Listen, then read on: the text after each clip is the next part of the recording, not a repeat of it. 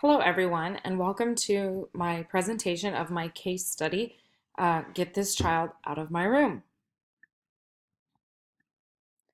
I will start with a summary of the case study. The case study is about Carl, who is a third grader who has been acting out lately with a lot of aggression, and he has been previously diagnosed with a behavior disorder. Along with Carl in this case study, we also met Mrs. Taylor, who happened to be Carl's regular third grade classroom teacher. She's very frustrated because she doesn't know how to handle Carl's recent behavior, his outbursts, and his outbursts have gotten a lot more aggressive. And she essentially has gone to the special education teacher and demanded for Carl to be removed from her classroom. Mrs. Susan Green is the special education teacher here at Schuyler Schools.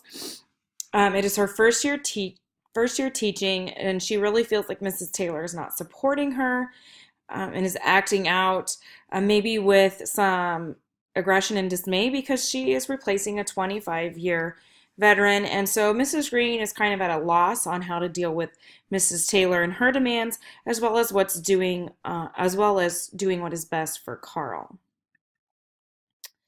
We also have some administrators involved.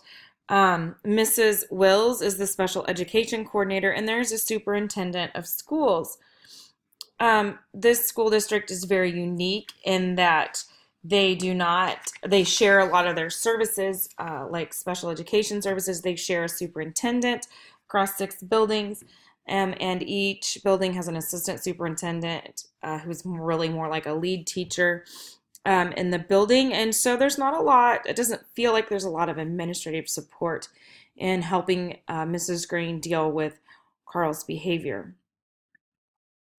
Along with these people, also, we have Mr. and Mrs. Hughes, who are Carl's parents.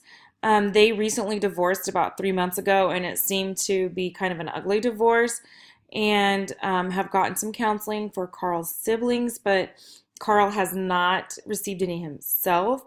His parents at the IEP meeting, as presented in the case study, seemed pretty uninterested in Carl's life and were ready to really get back to their day-to-day lives. What did they need to do? I'll sign the paperwork, whatever it takes. Do what you need to do. I need to get back to work, or I need to get back to what is best for myself, not what is best for Carl. So category 1 is the problem identification and analysis. So there are some things that I know that were presented. First of all, I know about Carl's behavior. I do know that his behavior has escalated since his parents' divorce approximately 3 months ago. It's become a lot more aggressive and a lot more targeted towards the classroom teacher. And I do know from data that was presented that his current behavior management system is no longer working. It was working previously. It was kind of a reward type system, but now it seems to have not been working and helping control Carl's behavior. I also know some things about the administrative support. In Fulton School District, special services and our administrators are shared across all of their buildings to help with costs. There's an assistant superintendent who really seems to maybe not have a lot of training because they're really not involved a lot in the process. In each building, they are pretty much kind of more like a lead teacher, the go-to person to report problems to, who then passes it on to the administrators.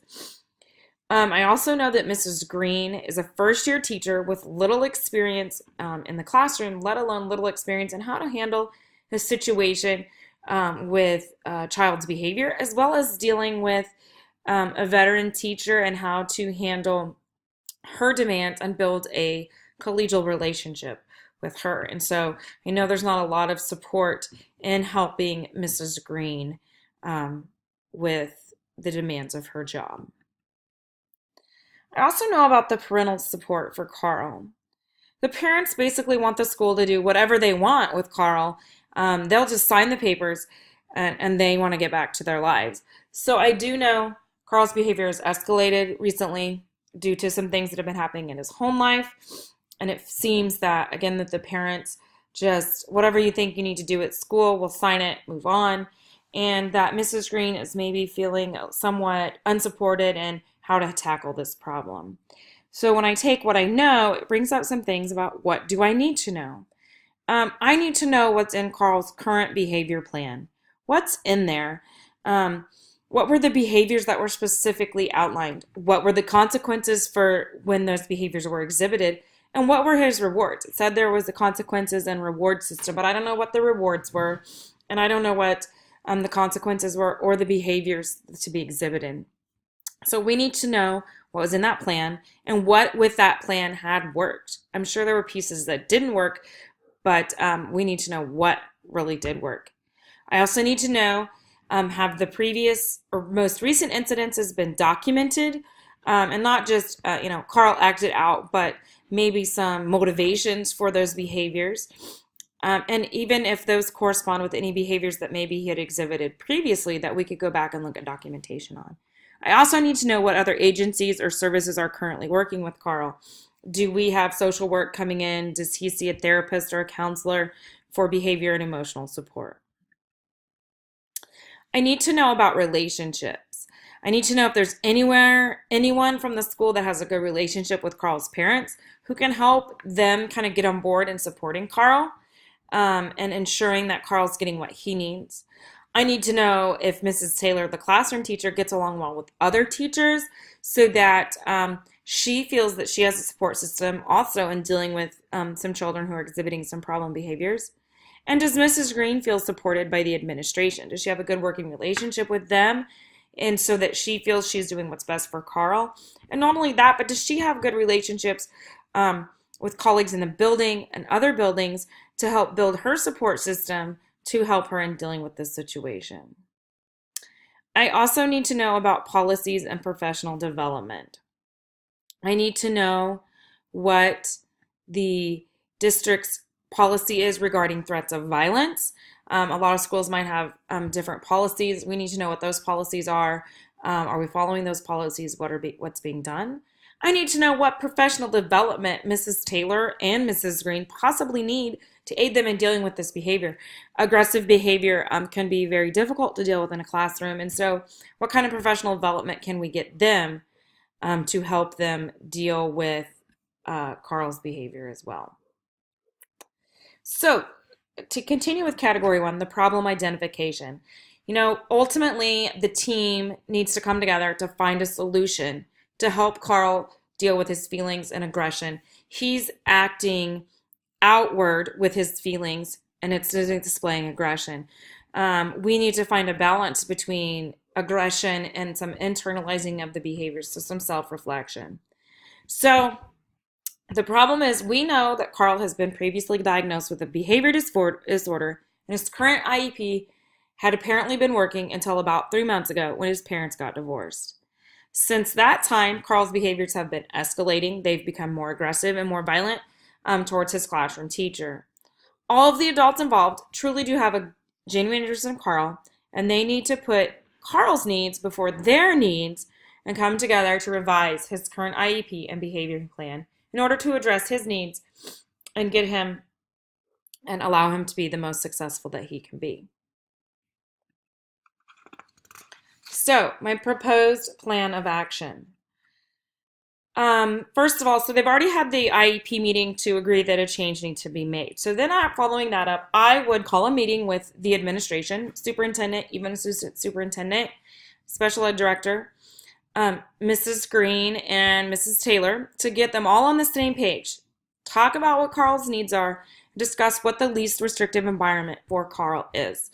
This meeting would also allow for the teachers and adults involved to get on the same page and kind of build a relationship and a rapport with each other that, hey, we want to do what's best for Carl. Then maybe as a part of that meeting or an extension of that meeting, we would create or revise his current behavior intervention plan. Definitely when that would be created, we would want to communicate with all adults that are involved in the process, IEP team, parents, any other adults in the building that may come in contact with Carl. And so some strategies for implementation, especially for the behavior intervention plan and actually implementing the plan. We need to define the behaviors that would call for a de-escalation technique. I'm going to assume that not all of his behaviors are extremely violent and would require removal. So we need to talk about some de-escalation techniques. Maybe that he can do himself, or that adults in the room can kind of walk him through de-escalating his feelings, and as adults de-escalating a situation. We also need to define what behaviors would constitute removal from the classroom or restraint. We need to outline who's going to do the removing or the restraining of Carl. Where is he going to go upon that removal? Again, we're working for least restrictive environment here. And what follow-up will occur after the de-escalation has taken place, the removal of restraint has taken place? What kind of follow-up are we going to have? What kind of things are we going to talk to Carl about after the behavior has kind of got back into check? And the third strategy for implementation there is to document everything, every step of the way. Anytime a behavior calls for de-escalation, every time a behavior constitutes removal or restraint, anytime the plan works, doesn't work, following up on everything and documenting all of that. And then really monitoring his progress. I said bi-monthly. I think depending upon how often we are seeing his aggressive behaviors prior to the plan, we might need to do that more often. If he was showing these behaviors, every day, then we could look at it, every third day, a week, to monitor his progress and how things are going for Carl and how well our behavior plan is working. To continue my proposed plan of action, I would also seek to involve some outside services to help Carl navigate his behavior, some of his aggression, and his emotions. There's probably a school social worker maybe, or some counseling services that can be provided for Carl to help him understand why he's feeling the way he's feeling. These people can also talk to him about some de-escalation techniques. When you start feeling this way, here's some things that can help you. I would also discuss with those outside services about joint services or sessions for Carl and with his parents also. I feel it's very important for Carl's parents to be involved in this process and to be communicating with the people who are working with Carl and understanding Carl's needs, and to make sure that he is having emotional health as well. I would discuss this entire plan with the IEP team, obviously for them to agree to the plan and make it part of the IEP, and including his parents. And I think that we would discuss a lot of this behavior plan with Carl also, so he knows these are the behaviors that we're seeing, here's why we're doing this, here's what's going to happen when we see these behaviors in the future. And finally, probably before implementing that plan, or while that's happening, is hold some professional development for those people that are really needing it. Things like de-escalation techniques, how we can de-escalate a situation or behavior. The rules around restraint, the emergency safety interventions, the ESI rules here in Kansas, make sure that everyone is up to date on those, and even reviewing those rules and laws. Category 3 is resolving the issue based upon promoting the success of all students. So by communicating the parameters of the new plan with everyone involved in Carl's education, all students' success will be ensured, mainly because if Carl has to be removed from a classroom, this should be done with the least disruption to the general education of other students as possible. By staff being aware of de-escalation techniques, they could also possibly teach other students some of these techniques to help with some of the feelings that they may be having as well. So when we outline those behaviors requiring de-escalation or removal or restraint, that's going to ensure the safety of all of our students. When we involve outside service providers, we are showing support for Carl and his family, emotional health, and we're really allowing Carl to understand his feelings and help him understand and learn some self-regulation techniques as well. Again, having the professional development on de-escalation can help staff aid all students who may be dealing with some difficult situations and some difficult emotions. And the end resolution becomes part of the IEP, which is then required by law to be followed. And so that promotes the success for Carl, and it helps to ensure success for him. Category 4 is debriefing the problem by reflecting and identifying unresolved issues. So I'm going to start with thinking. What was I thinking as I was reading the case study and coming up with a solution? I felt like Mrs. Taylor needed to be more understanding and willing to work with Mrs. Green. She needed to act more collegial with her and, hey, I know you're a first-year teacher, but we've got to solve this problem together. Let's work together on this. I was also thinking there's very little visible administration. So how can other teachers support Carl, other teachers in the building, and how can the teachers that are involved with Carl on a day-to-day basis support him when they don't necessarily see the administrative support on a day-to-day basis? And I also was thinking, why do Carl's parents seem so uninterested in Carl? They need to put Carl at the forefront at this point. Carl is acting out because of some things that he had no control over. And so the parents need to recognize that and help Carl deal with how he's handling the divorce. What I was feeling was some compassion for Mrs. Green, as she's really doing the best she can given her background and experiences. I remember being a first-year teacher. It's tough. So we need some compassion for her and understanding that she's doing the best that she can. I also had sympathy for Carl. He's trying to navigate feelings that he's never felt before, dealing with his parents' divorce, and trying to find his new place between mom here, dad there. Where does Carl fit in? So I really had some sympathy for Carl. I also had some frustration and yet understanding for and with Mrs. Taylor, as she also navigates dealing with Carl's behaviors. It's tough having some big behaviors in a classroom.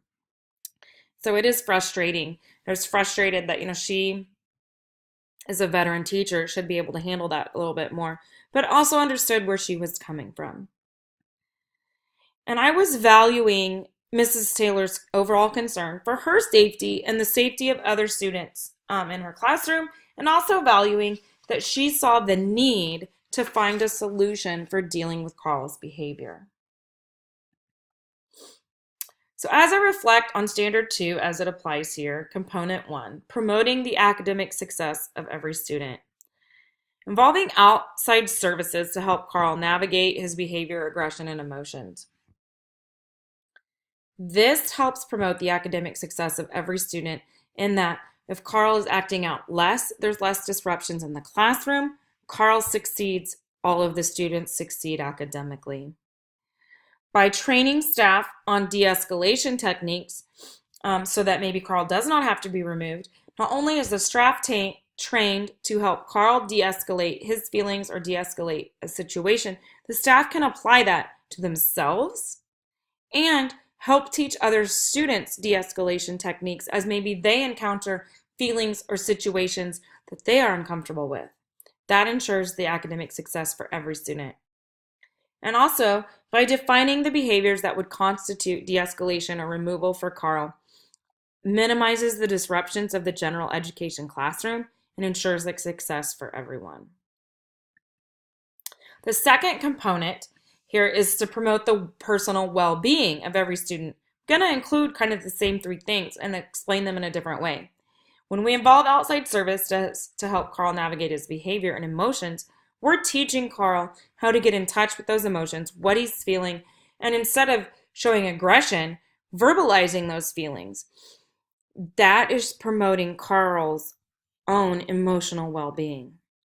When we train our staff on de-escalation techniques, those staff can teach students and themselves how to do some self-regulation about escalation of feelings and emotions and promote the well-being for students as they navigate their feelings as well. And when we define the behaviors that would constitute removal or restraint and applying a de-escalation technique with Carl, we are providing a least restrictive environment for Carl, and hopefully he's being removed from the classroom less and less, And the other students are noticing fewer disruptions from Carl's behavior, which also helps them deal with their well-being as well. And the third component is how can you enhance the instructional capacity? When we're involving the outside services to help Carl, we're having professional development on de-escalation, and we're defining behaviors, this increases our staff members' instructional capacity, not to just help Carl, but to help all students. When we, as teachers are dealt some children that have behavior problems or some emotional things going on, we tap into what we know. And if we don't know anything, we can't help students. But when we receive proper training and professional development, we can help all students because these situations or similar situations may arise later, which actually broadens teachers' bases for educating all students. So by providing professional development and helping teachers navigate Carl's behavior, his aggression, emotions, defining behaviors, actually gives a broader foundation for all of the staff involved to help them later on in dealing with other children and enhancing their instructional capacity for future students. Thank you.